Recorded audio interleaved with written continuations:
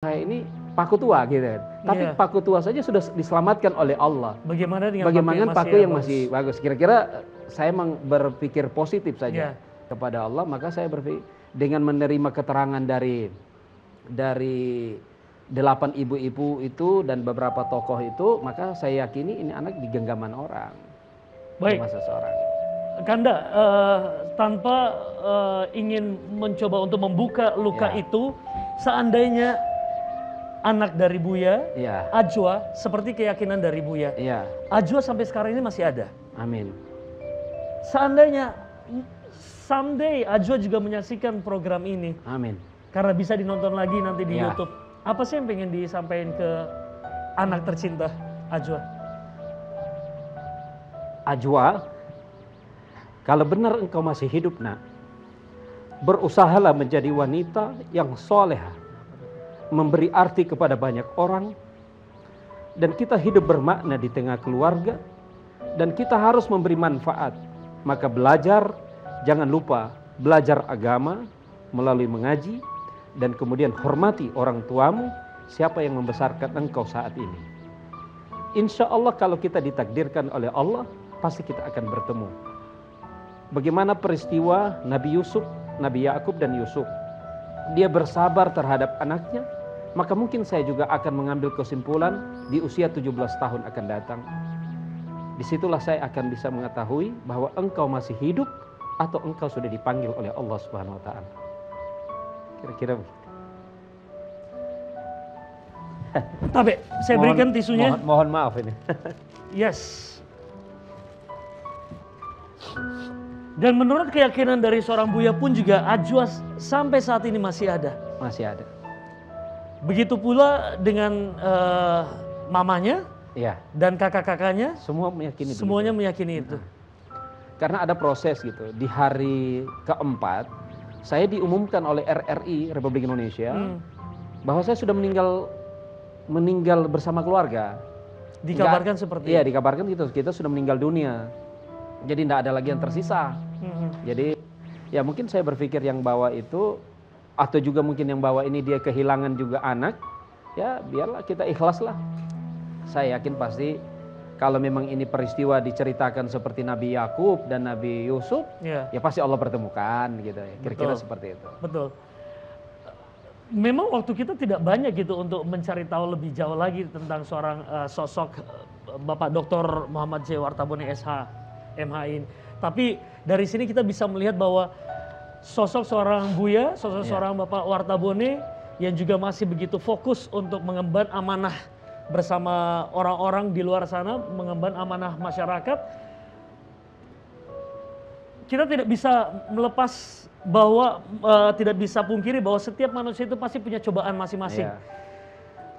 Orang lain mungkin melihatnya cobaannya tidak terlalu seberat apa, tapi kita yang ngalamin pasti berat banget. Kita begitu juga melihat biasanya mungkin orang lain juga yang punya permasalahan tertentu yang rasanya kok mungkin tidak seberat yang kita pikirkan, tapi pasti mereka mengalaminya juga sangat berat begitu. Buya, sejauh ini seperti yang saya sampaikan tadi, bagaimana sampai nilai-nilai Islam itu terus Buya terapkan dalam keluarga, kemudian juga dalam pekerjaan dan juga lingkungan masyarakat? Ya. Ini kan diawali dari ayahanda semua. Saya punya ayah menanamkan nilai-nilai itu. Beliau selalu mengatakan bahwa pertama semua digantungkan kepada Allah. Kemudian yang kedua kita bersabar seperti air nak. Bagaimana coba lihat itu air nak ya, dihadang dimanapun, ya pada akhirnya dia sampai di muara. Betul. Jadi kalau memang kita ini ditakdirkan untuk bermanfaat untuk banyak orang, pasti Allah bukakan salurannya. Tidak mesti kau harus berpikir uangmu banyak, tidak seperti. Tapi ada satu hal yang harus kau ingat. Ketika kau sudah mendapatkan amanah, maka bagaimana kau maksimal amanah itu menjadi nilai ibadah. Kalau dalam ilmu santri yang saya pernah pelajari, man dalla ala khairin falahu mithlu ajri fa'ilihi. Barang siapa yang menyebabkan seseorang berbuat baik, maka dia mendapatkan pahala yang sama. Oke. Ya kira-kira begitu. Bagi seorang Buya, bagaimana menyikapi sebuah cobaan?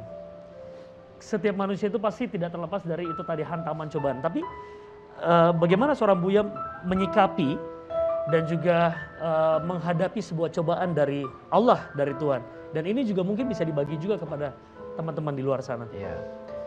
Saya waktu di pondok pesantren Darut Tauhid Malang, Jawa Timur, setiap hari Jumat kurang lebih 4 tahun, saya belajar dengan Sayyid Muhammad bin Abdul Qadir Al-Habsyi. Beliau itu pada saat itu berusia 90 tahun. Beliau penasehatnya Presiden Soeharto Republik Indonesia. Beliau dikenal kalau di Malang itu seorang waliullah, kasyaf.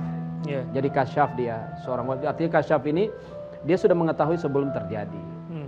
Beliaulah yang mengajarkan namanya zikir tubuh, hati nyawa rahasia, mengajarkan salawat, salawat ingin jadi orang kaya, salawat ingin memenuhi hajat, salawat ingin dapat jodoh, salawat ingin dapat istri cantik, semua diajarin oleh beliau.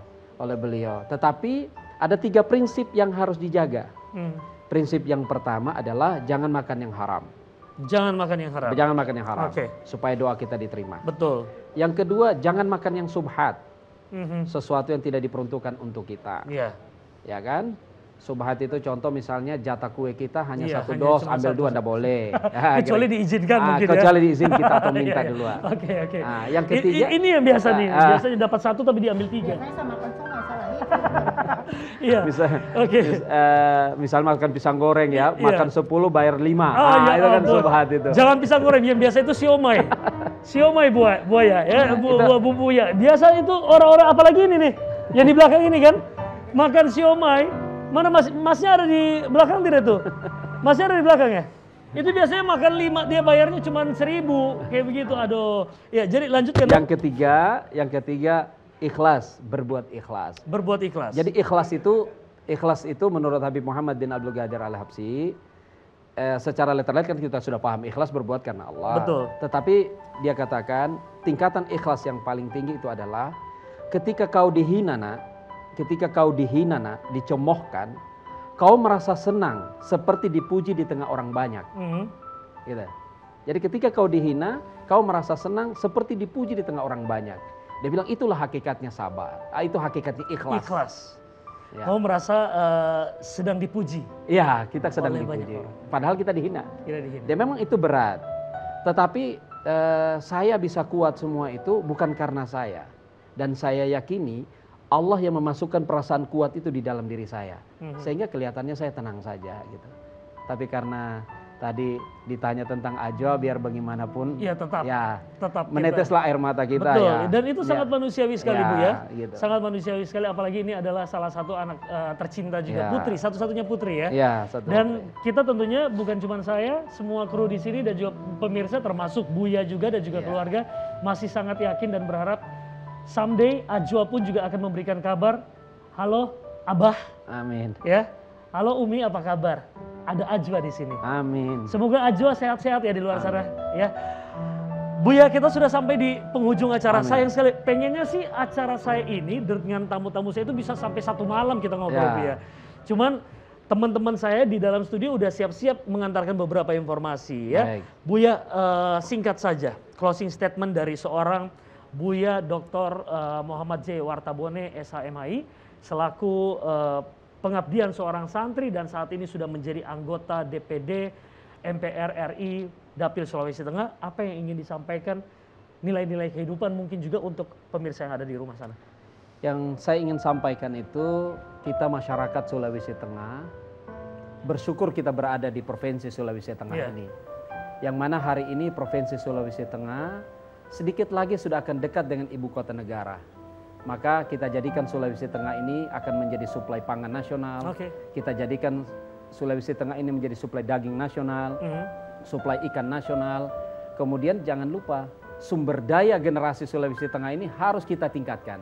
Bagaimana putra-putri di Sulawesi Tengah ini nanti suatu saat bisa bekerja di kedutaan-kedutaan Indonesia yang nanti sebentar lagi sudah ada di dekat sekali dengan kita. Dan ini juga yang akan dikunci oleh Buya beberapa hari ke depan di Kalimantan gitu ya. ya. Kira-kira seperti baik. itu. Boleh kita berikan tepuk tangan dulu yang sangat meriah. Jadi sudah ada ketetapan hati sekalipun belum sholat istihara mau mengikuti saya sebagai ART-mu di sini setiap episode dibayar, atau kau mengikuti Buya sebagai ajudan yang akan ke Kalimantan terus ke Jakarta lagi, sibuk sekali kok jadi asistennya asistennya anggota DPD. Mau pilih apa? Begini termudah. seperti yang sudah Buya katakan tadi, Iya. itu, untuk tetap saya memilih ketua muda. Oh, ke saya? Iya. Masya Allah, kenapa? Sekalipun saya belum bayar kok 6 bulan. Tidak apa-apa Tuan Muda. Nanti Tuan Muda bayar 1 tahun saja. Oh iya, dirapel ya, biar Dirapel. 1 kali enak gitu, jalan-jalan Iya. ke Eropa ya. Oke. Iya Tuan Muda. Baik, Buya terima kasih Terima banyak. kasih banyak. Kandaku Saya sehat terima terus. kasih. Buya Dr. Muhammad J. Amin. Wartabone SHM MHI telah hadir di sini, Kanda. Sehat terus, jaga Amin, amin, tetap amin. semangatnya Amin. untuk pengabdiannya untuk masyarakat Sulawesi Tengah. Semoga apapun yang dilakukan oleh Buya ini bukan hanya bermanfaat pada keluarga, tapi masyarakat lebih luas lagi khususnya untuk Sulawesi Tengah dan juga Kota Palu. Amin, amin. Jangan sungkan-sungkan dan jangan jangan pernah lelah kalau saya mengundang lagi ke sini ya Amin, Buya siap. ya. Saya bersedia. Oke, siap. Dan akhirnya tunda sudah kebersamaan kita di program tamu kita kali ini. Tamunya Arya kali ini benar-benar spesial sekali dan kita akan mengantar juga Buya untuk melakukan tugasnya mengemban amanahnya sebagai anggota DPD MPR RI periode 2019 sampai 2014 perwakilan dari Sulawesi Tengah. Selamat bekerja kembali Terima Buya. kasih banyak. Tetap di sini, Ya. jangan dulu pergi. Ya. Saya akan antar dengan satu lagu ya. Ya, baik. Pemirsa, saya tutup untuk program tamu kita kali ini. Sampai ketemu lagi minggu depan. Akan ada rekan-rekan saya, ada Widya Ponulele dan juga Fadli yang akan menemani Anda di program Sulawesi Tengah hari ini. Arya Tanjung pamit. Wassalamualaikum warahmatullahi wabarakatuh. Selamat sore dan sampai jumpa.